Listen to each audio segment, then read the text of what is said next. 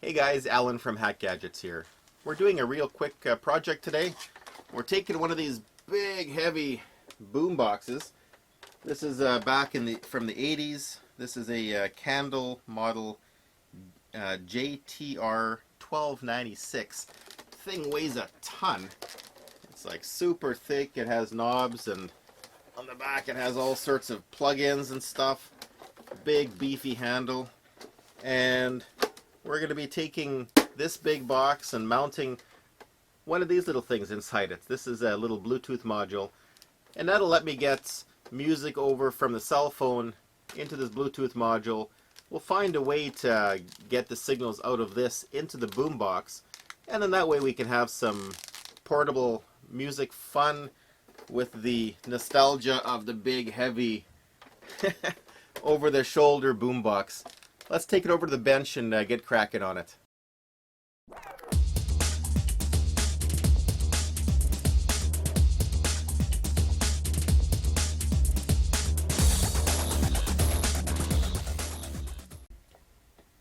So I remember back in the day, bigger was better, heavier was better. This is for sure a big, heavy boombox. And it came with an AC cord. I plugged it in for a few moments and it worked. So as far as I can tell, now I don't really care about the cassette operation, but it does work. And apparently, I didn't pay very much for it, but apparently some of these are now collector's items. I'll have to see if I even have a tape cassette around anymore. I think most of that stuff has been long gone, or maybe it's packed away in a box somewhere. But let's take a quick look here. So the one thing that's the one reason I like this unit here is it has lots and lots of functions and features, like just like a lot of these things did. So I don't think it'll be more than a 5 or 10 minute project to hack this thing into the 20th century and get this thing playing MP3s. So we have, just like a lot of them did before, AM, FM, and shortwave. And this one has shortwave 1 and 2. So here you can see the bands. Let's see here, 120 meter band, 49 meter band, 13 meter band, and what is that one? 41 meters. So lots of different variations there. And here's your band selector. You have your mode, stereo, mono. You have your, oh, that's interesting, so a battery check. So you can, I'm assuming on here, yeah, battery. So you can take a look at your battery voltage with these colorful LEDs here, or you can take a look at your audio level. It has an FM stereo indication, little counter, mechanical counter. What else we got? We got radio or tape. We have some mixing on and off. It does have a microphone input on the back, so I guess if you wanted to do some karaoke, I guess that's the mixing portion of it. Tape. Oh yeah, chrome, metal, or normal. We've got a balance, tone, volume, and mixing volume. Okay, so I guess you can, if you want to plug in a microphone in the back, you can turn this on and then you can mix in your vocals, I'm thinking here.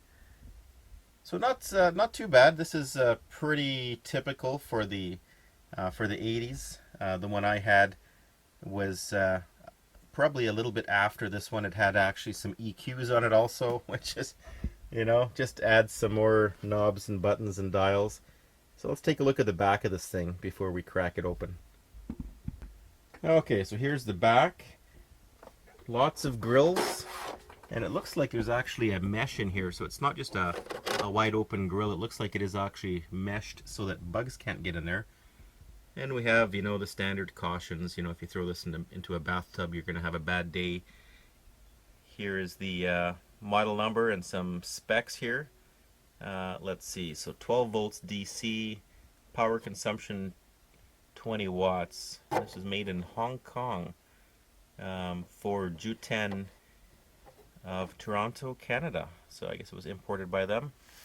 Got some more shock hazards here, and a CSA sticker. That's how you can tell it was imported into Canada. And then we have some more nifty things in the back. When's the last time you saw an antenna connection here? So we have an FM antenna ground and a system ground. Here's the mixing mic. So there's a plug for that. Right and left mics, and there is also on the front. There is also stereo mics on the front here. Microphone there, and a microphone here. So I guess if you were so inclined,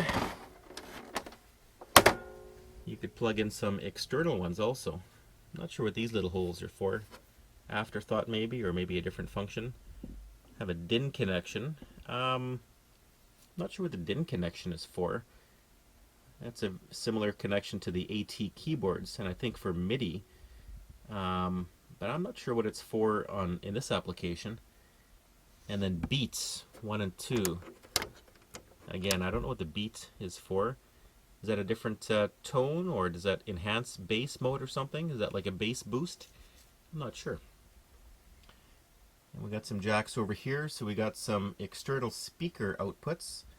So I'm not sure if those are amplified or if that is just for line level outputs. It's having a hard time focusing on that. Come on. There it goes. And then we got some headphones out. And then down at the bottom here we have the input method. So we got AC. And it did come with an AC jack. It has, let's see if I can grab it here. It has one of these types of connectors, which is still in use today. And it has the good old barrel connector for 12 volts. And then we got the monstrous battery drawer here. So this will be D cells. And 1, 2, 3, 4. So 8 D cells. So, well, that's convenient. So it takes 12 volts in. And if it's running on batteries, it's 12 volts worth of batteries. So that's nice. It wouldn't need any extra circuitry there. Take a look at this battery foam. Look at that. Still holding up though, I'm quite surprised. And your little battery pull tab here. And then look at that battery bay. Then you got the little switch here for 110 and 240. And you don't see this anymore. Here's a little compartment here to put your cord when you're not using it. You know, these days all the little accessories, you just sort of, you have no place to put them, so you end up losing everything. But yeah, they were at least giving you a little bit of space to put things. Although I guess with a cabinet of this size, space wasn't really a limitation. And then up top we got some antennas, and they are super long.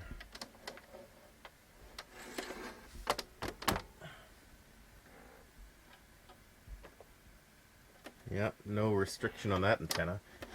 And there's 2 of them. And it looks like most of our screws are accessible. So taking it apart shouldn't be too bad. And then of course we got the tuning knob on the side here. Big handle on the top. And that's really all she wrote for the unit. Let's plug it in for a second and see what she sounds like, and then we'll crack it open. Okay, so she's plugged into AC power. Let's see here. So function radio. There's a nice FM hiss you don't hear these days. There we go. Volume.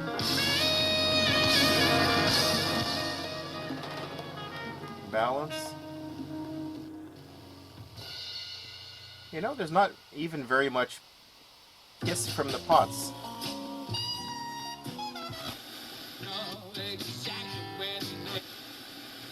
Sunday.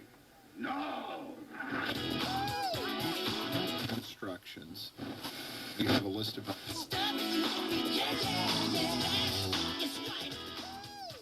So this is probably music from the era.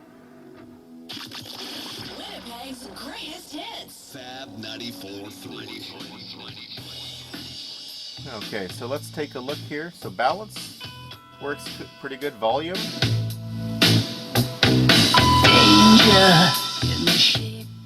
Well, it doesn't sound great when it's cranked up. Okay, let's see if AM works.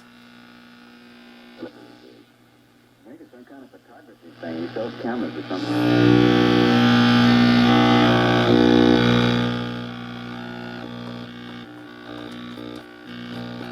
Okay, so not so good for the AM. There is a lot of interference in this room though, and I am in...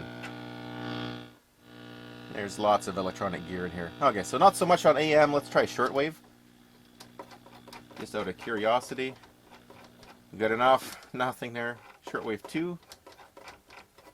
And nothing on shortwave 2 that I could find in my little scanning. Anyway, so it seems to work.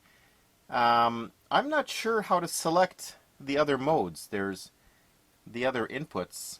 I'm guessing they're all part of the mixing, maybe. Okay, so let's turn it on to batteries. And let's see if it works on batteries at least. Okay, got a power supply set up for 12 volts. Got 12 volts on the back of here. Current limited to 1/2 amp. And we can take a look here by the little battery drawer here. You know, the big flat spot on the battery is negative, and it indicates here. This is super nice. This other notched portion is positive, and we can see here obviously the notched portion always goes towards the flat one, and then the big flat side always goes onto the spring. And I can see on this side we have the same exact thing in reverse, and there's a little jumper between these two. So this is obviously negative. It goes all the way across the battery cell. That's a 6 volt down here, then the other 6 volt comes all the way across here, and this is their positive here.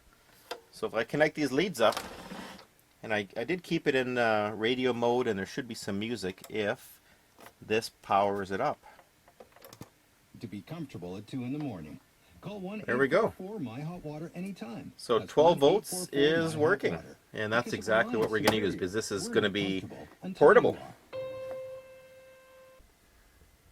are. Okay, so all the screws are out. Let's take a look what we have inside.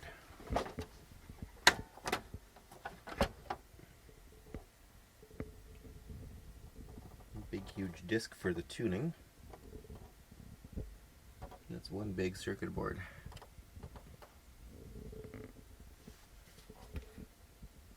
Yeah, let's see. It's a big transformer mounted to the back. That's a lot of the weight right there. Big filter cap down at the bottom there. There's the two big speakers. There's the back of the tape deck. Excuse me, I got the hiccups.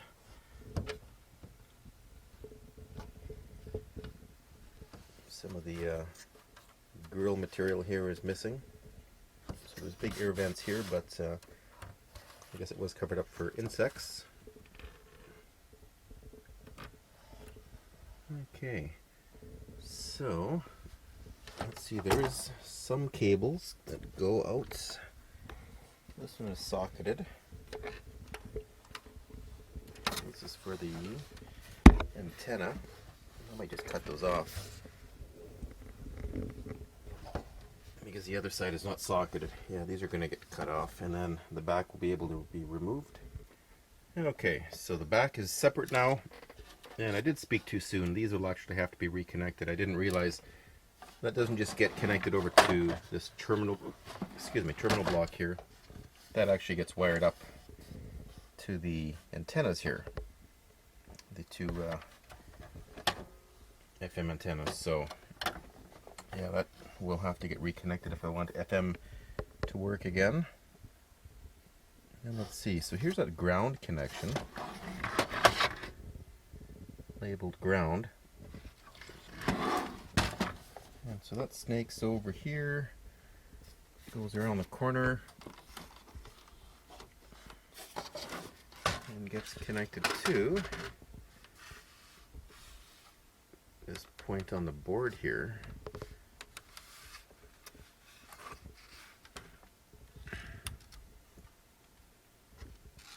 And that one gets connected over to this blue wire here.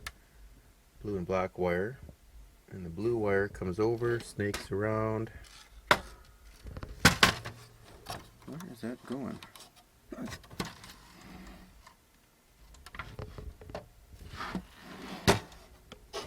Into this box here. What is in that little box? So my plan wasn't actually to disassemble and to reverse engineer any of this stuff, but this is just a little bit too strange to not take a closer look at. So it's very, very simple construction, and this little module here that was this guy right here, this was just mounted in this little box here, held in with a few screws, and there was 3 wires coming out of that little mystery box. So what this is, this here is the AC connection. Let's zoom in there a little bit. So this is the AC connection here. It's non-polarized. This is the plug here. It can go in either way. You can see there is no polarity on the plug. And also, this is the or the jack. This is the plug itself here. And again, this is the era before the polarized plugs. So there is no wide jack here. They're both identical. So, you know, this could be hot or this could be not neutral. It doesn't matter. So we can't say that this isn't hot, or we can't say that this isn't hot in this particular case here. So let's just imagine in this scenario that this is hot. So this just comes over, one wire goes in, one wire comes out. I'll get rid of this red wire, it's not part of that. And on the back here we can see that both of these wires, they just jump over to these 2 spots here. And so this is just commoned up here with this little piece of copper on the circuit board. Comes over to one side of the resistor, leaves on another side of the resistor through this blue wire here. And this is a high value resistor, so this is in the megs, okay? So from there, this just basically gets connected directly into our transformer on the primary side.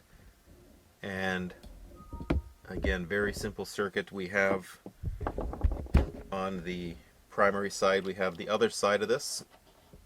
Comes over to our voltage selector, so it comes in the middle here.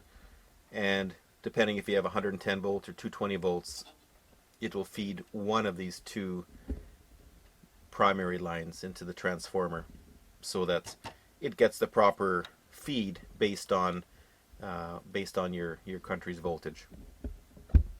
So I don't know why this blue wire is getting tapped off of the primary, okay?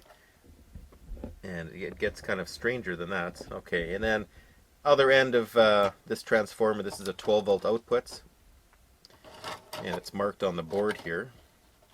You can see right in there. Says 12 volts AC, excuse the hiccups, and this feeds into a very simple circuit that's just a discrete component bridge rectifier. And let me just lock the camera here. Okay, and bridge rectifier circuit is actually nice and simple here.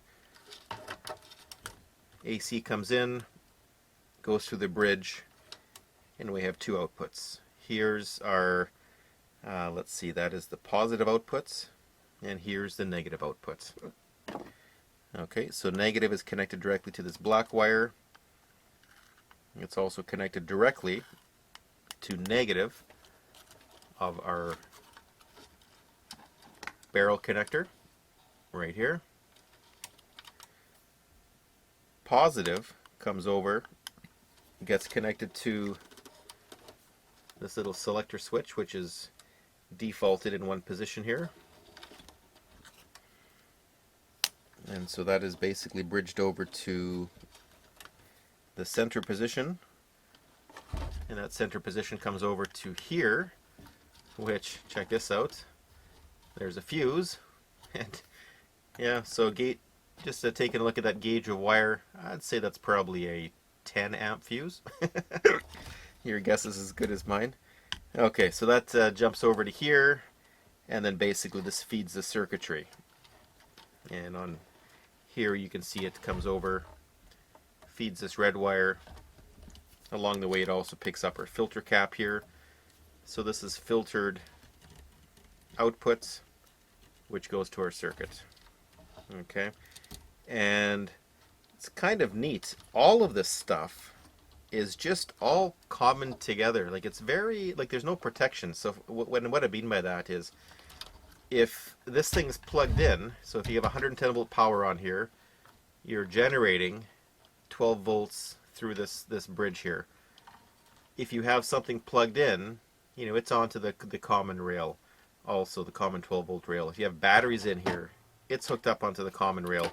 And batteries, the only thing the batteries do differently is, so here's our black and red coming from our batteries. So black just gets commoned up, it just gets tagged onto the back here. So that's just on the common negative. And red goes through this little box here. So I'm just assuming that's probably just a very small, maybe thermal device, or it could be a fused, a resettable fuse of some sort. And then that red just comes over and just gets tapped onto the red here, which is just common 12 volts. So you really don't want to have this thing plugged in with batteries, or you don't want to have this thing plugged in and accidentally plug in a 12 volt power supply here, or any one of these things. So anyway, that was just a bit surprising that there's no, you know, even diode protection or a relay that sort of clicks out all of the, you know, the batteries, and maybe this jack, if you're plugged into 110 volts. You would think there'd be something like that to prevent everything from sort of fighting against each other. Okay, so back to this blue wire. So this blue wire now we know can be connected to hot, your 110 volt AC hot coming in. So that could be sitting at 110 volts potential, and that gets tied over to here. And on the board, I'll just tip it up so you can see. So that is actually labeled here on the back as ground, and this side is labeled as 12 volts. So ground or negative is what this is, and that basically feeds our circuit. So this black wire is potentially connected to our hot through that resistor, and also this antenna wire here is also connected to, just tagged onto the back of this ground on our capacitor here. And so this is also potentially connected to 110 volts, and that just basically runs over and comes over and gets connected directly to this terminal here. So I'm just going to put this back together. I'm going to plug this in, and I'm thinking I can read 110 volt AC on the outside of this chassis. Now it is through a high value resistor, so it's not going to kill anybody, but that's very odd. I don't think I've ever seen that on anything modern, and I don't think it's right. Okay, so this is actually powered up. We have our 110 volt coming in on this one, so this is our hot, the black line. Our neutral comes over here, feeds into the center here, and gets jumped over into our transformer here. And I'm just going to take one of my leads, so this is on volts AC, auto ranging. I'm just going to take one of my leads and just connect it over to ground on a piece of, on a screw from a piece of test equipment just over out of screen here. And this blue line here is connected to ground up at the top here, just on the circuit board. So we're just going to connect it there, and we can see we got 72 volts AC.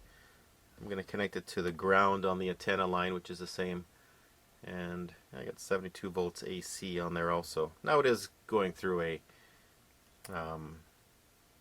multi-meg resistor, so it's not like you're going to have anything deadly on there. But I'm really surprised that, you know, so this screw is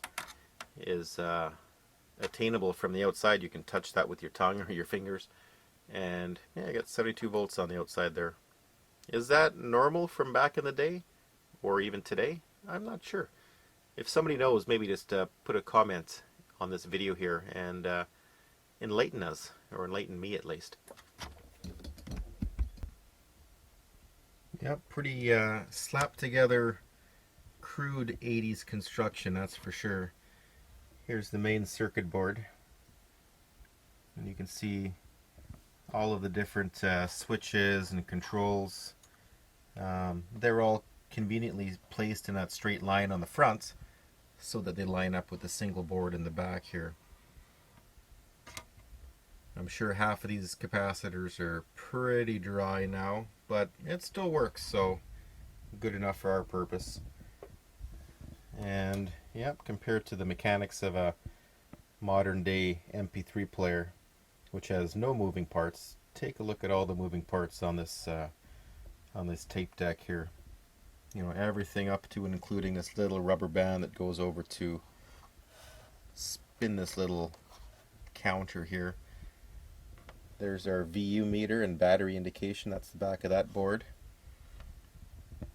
And pretty interesting. I can hit some of the buttons on the fronts, and we can see some of that's the pause button, that's the stop button. I think that one's fast forward, rewind, or maybe vice versa, and then play. You can see all the big clunking mechanisms, and then I can't hit it right now, but this is the record one. And I was playing with it earlier, so record actually hits this big mechanical lever up here, which is shock mounted with a spring.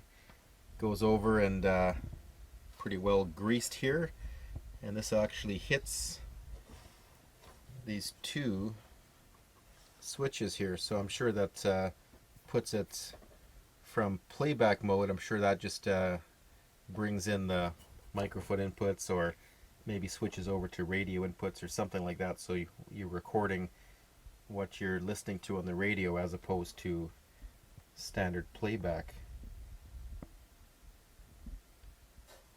That's a pretty heavy duty flywheel on here. That's a big chunk of metal there. Fairly big motor. You know, overall construction of the mechanics is pretty good. The electronics look pretty quickly put together. And you know, here's the big tuner. So you got the string over there, which is wrapping around, spinning this big flywheel here. There's a big dial, so that's the actual tuner there, which is slowly turning that. And then of course their indication is done by these strings, which comes over and then goes all the way on the other side. Actually, you can see it on the top here. There's a string that goes all the way along the top, across another little pulley there, and then back down to another pulley, and then there's a string right there following all the way back. And of course it pulls the needle along as it goes. You can see there's the needle indication right there. Crazy. Looks like there's a few bodge wires here. Not too bad though. Soldering is pretty crusty.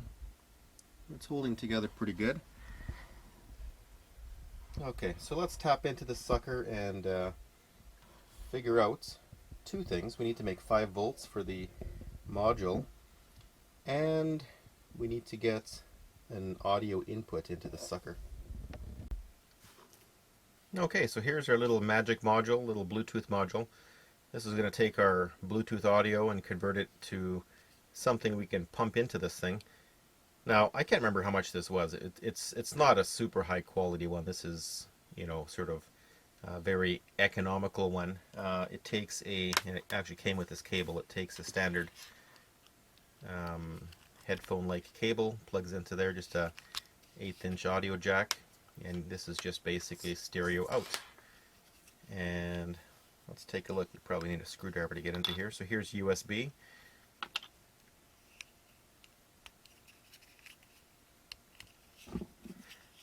let's just take a crack at getting into this.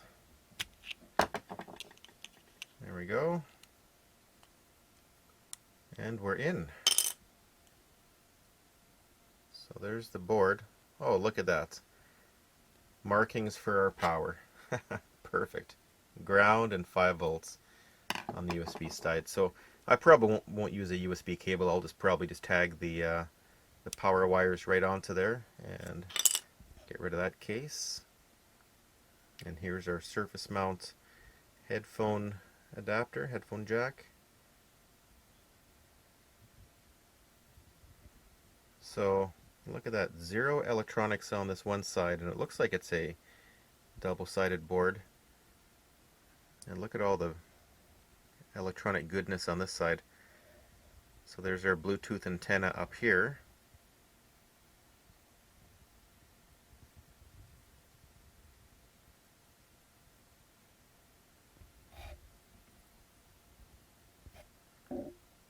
Not sure if that chip is readable or not.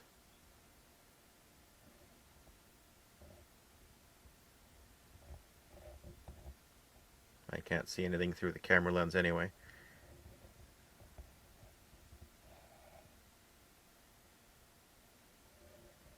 So a number of discretes, or sorry, a number of passives there, and a couple big packages doing all the grunt work here. So this is obviously a very specific chip, a very custom chip, and I wouldn't doubt if this is the same chip you see in 90% of these little Bluetooth modules.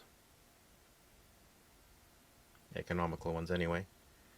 Okay, so let's get cracking, and first thing we need to do is make a little 5 volt power supply and to power this board up, and then get this thing connected to the circuitry. Okay, so this is basically what we're going to be using to make this thing. We're just going to be using a piece of scrap perf board here. We're just going to be mounting this module directly onto here. We're going to put a 5 volt regulator on here so that this can receive 12 volts and power up the 5 volt unit here. This is just a typical 7805, and we're just going to be using a few caps. Actually just one. Input is already filtered, so yeah, just one cap is going to be used for filtering the output of this guy here to give us a nice clean 5 volt signal. To bring the power in, we're just going to be using just a standard red and black zip wire, wire that can be easily separated into two. That's going to be for the 12 volt power feeding this board, and then for the audio coming out, just going to be using a very simple 4 conductor cable here. Only 3 conductors will be used since there is a common ground. So basically, let's say black will be negative, and let's say yellow and red would be left and right audio, something like that.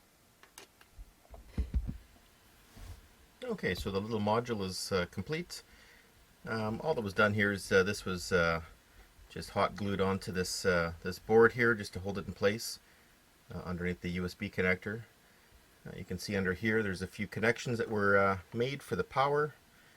That just comes directly over to here, and this is just the output of the 5 volt voltage regulator here. The inputs to the voltage regulator are these heavier gauge red and black wires. It has come directly over to here, and there's some more just some hot glue here for some strain relief, so that if these cables are tugged and moved, it's actually not pulling on the much more delicate solder connections here. And we can just see here on the side of this connector, we just have this is the ground, and then we have the right and left audio out, and that cable just comes over here again, and this is basically it. So we have a couple cable outputs from this unit. This unit can be installed, and it should be a nice little standalone module ready to go. Okay, so there's so many different places to put this circuit board in this cabinet because there's so much room, but since we have an antenna on here, I decided to put it somewhere on the outside. Now this is silverish looking plastic, but hopefully it's not actually anodized with any metallic coating. I don't think it is. So all I've done here is I've just mounted it on the inside of the cabinet. You can see it right there, and then just have to connect these leads over to power and audio in, and we should be good to go. So connections have been made. There's the power connection here, and that's just directly opposite the 12-volt power input to the main board here. And then audio inputs have been made right here. And these are just the audio input jacks, which was super convenient that this had a auxiliary input. I'm not sure if it works or not, but I guess we'll soon see. Okay, so everything's wired up. This is the 12-volt connection over here. I just have the red positive from a power supply connected over here, and lots of stuff is negative here, so I've just jumped it over to this metal clip here, which is my negative for right now. That works just fine.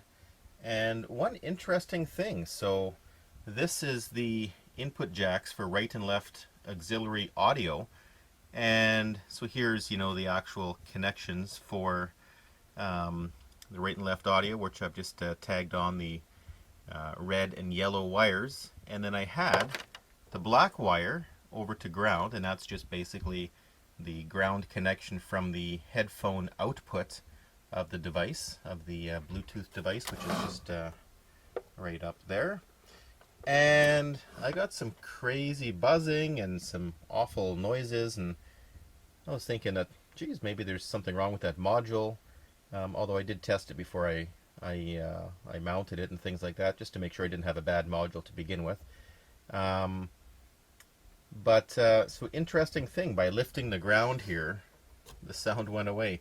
And as it turns out, that module, everything is ground on that module. So negative from the power supply that feeds that module is common to the negative that that comes out of that module for the audio. So I had a ground loop there. So by lifting that ground, that cured it up.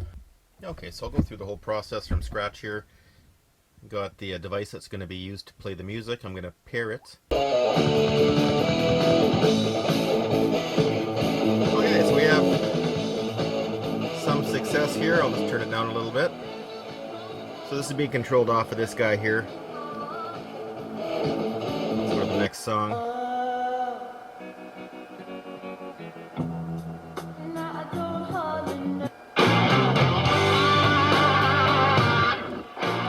And of course, most of these songs are period related to this device. Now the only thing that kind of is a bit quirky, obviously, you know, this device was never meant to have this type of interface. It doesn't really have a true aux input. What it's actually doing, this is feeding into the microphone input. You actually have to press play on the tape deck. So if you can see down here, you know, the tape is actually spinning. Now, of course, here's the motor right here, so I could snip this wire. That would be a really simple fix. And the other sort of quirk is you actually have to press play on the tape deck. And again, when you press play, it's a mechanical system. But what it's really doing is it's, you know, for the electronic side of things, there's a little switch right here. These little green wires are actually coming off of a switch that gets depressed when the tape mechanism engages. So those are really simple things to fix. A double pole switch mounted inside the battery cable or battery cabinet. You know, that would be able to have that turned on and off so that you could actually still play tapes. However, the way it is right now, it's completely stock. Whenever you press play with no tape in there, it will engage the microphone. Now, yeah, the motor will be turning, and we can see the power supply. It's pulling a 1/4 amp at 12 volts right now. So, by no means is this power conscious, but hey, it's period correct. Okay, so this thing has to be portable, and of course, you know, it's not going to be plugged in or have a DC power in the DC jack here. We're going to be using some sort of battery power. I don't want to buy a whole whack of D cells, even though you can still buy rechargeable D cells. That wouldn't be so convenient to have a set or two of those. So this came to mind here. You know, these LiPo batteries, they're quite inexpensive, they're readily available.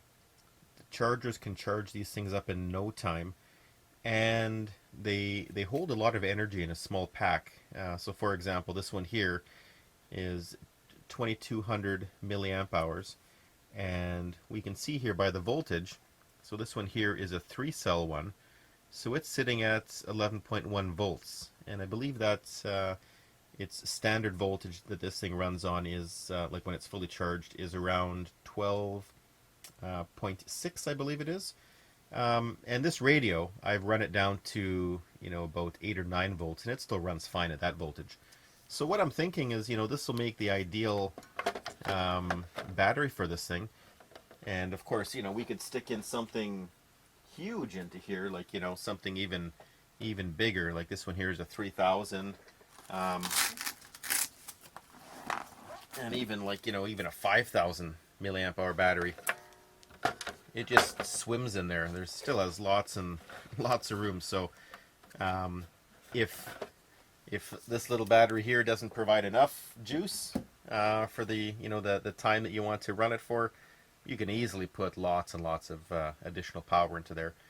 So the only thing we have to do is just hack in an adapter for this type of connector. Now what I don't have is, I don't have a just the other end of this one here. I don't have that just so simple that I can mount. But what I do have is, I have this connector. So, you know, this is the opposite end of that one, and it just has a bayonet style plug-in, and I have one of these bayonet style adapters here. So this can very easily plug into here for the battery connection. And the battery connector, I think the best location for it is going to be in this big open area here. I didn't want to mount it in here, since then, you know, if I do ever want to use batteries in here, that would sort of eliminate that. And it just so happens there is some notches built into this case here, just right here. So without even modifying this thing, this can go over into this this other bay here for power. Now, of course, it's just plastic, so I could easily take a few bites out of that. The only thing I have to be a bit concerned about is with these leads. It does make the package quite long. So when this is mounted into something, this is the portion here that gets sandwiched between the material. So basically everything from this point on will be inside this cabinet area. So even, you know, that is still quite large. Too large, in fact, that I wouldn't be able to mount it in the back here, which I think would be the ideal location. However, I'll just mount it in the top here. So basically this will be what you see on the inside, and then you just plug your leads into there. So I think that'll be just as good. So this is the inside of the cabinet here. This has been mounted. The holes were done with a trusty, my old used soldering iron. I love the ability to melt plastic with an old soldering iron. It does such a nice job, and there's no mess to clean up. There's no shavings from a Dremel or shavings from a drill bit. Now, of course, you know, using a drill will give you a much nicer circle. But in this case here, it's all being sandwiched together anyway, so you can never see how, you know, how ragged the hole actually is.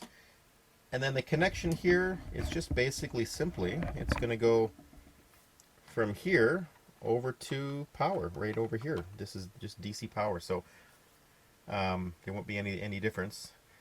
And, or I guess actually, maybe what I could do is I could actually bring it from here over to the existing battery connection, because then it will be actually going through whatever that box is down there. I believe it is a the probably thermal cutout, or maybe a self-resettable fuse.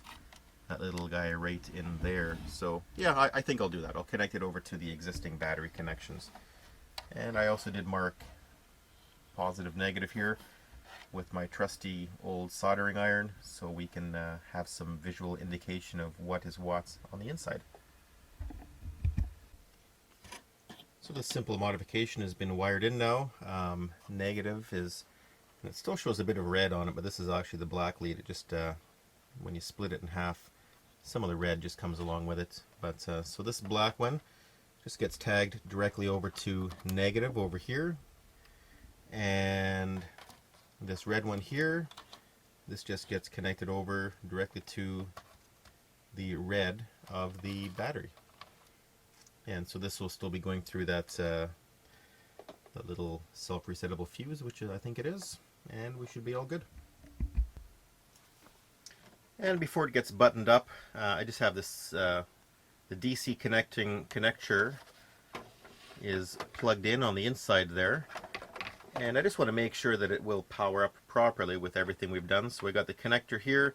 This will just be snaked across this little gap here when it's being plugged in. Got the battery here, and that little module, the little MP3 module, the Bluetooth module, makes a little startup sound when it starts up. So if we plug this in and we hear some noise, that should indicate that it is working. Perfect. I like that sound. So the screws are all back in, everything is ready to be buttoned up. All I did is I just added some of this bubble wrap around the battery, just to for two things: to protect the battery, and so it's not bouncing around in this battery compartment here. So let's connect the battery up, and let's jam this into the battery holder. I think like so. This is just going across that little connector there. Have a little bit of a buzz. I think that's just because it's trying to connect. And let's see, battery door. Hopefully that buzzing doesn't continue. So overall, I think the build went pretty good. Now from the push of a button, we can get some tunes. And we want to turn it up, we can turn it up with this.